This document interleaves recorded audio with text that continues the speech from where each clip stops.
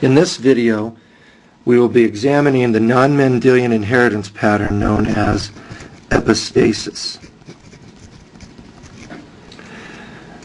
In epistasis, this is an inheritance pattern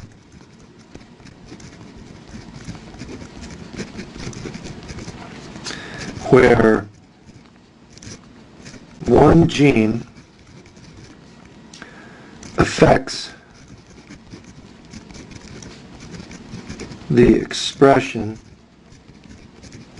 of another gene.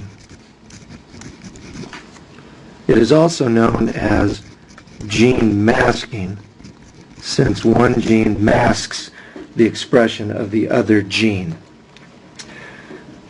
It is easier to understand this by showing an example.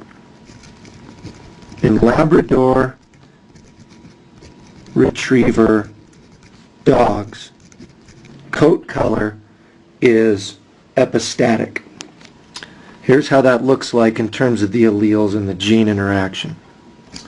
The big bear dominant B for color is the black allele, providing black color in an animal.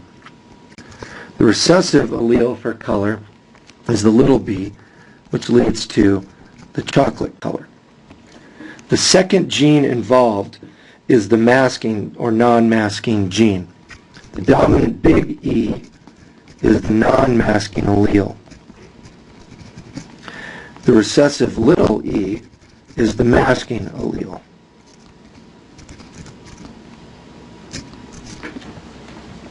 Here's what that would look like in terms of genotypes. We'll be using a little bit different symbolism here to address the way epistasis genotypes appear. If we have an individual who has one big B allele and then either the big B or the little b allele, which we represent with a line, and the big E allele and then either the big E or little e allele, which we represent again with a blank line, that dog would be a black lab. If we have an individual that is little b for the B gene and big E and either big E or little e for the E gene, that individual is a chocolate lab.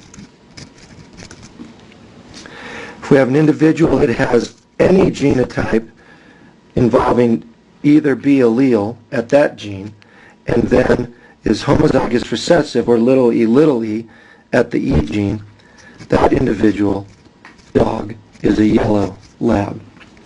What happens is the little e genotype masks the expression of the big B and either big B or little b and the little b genotypes.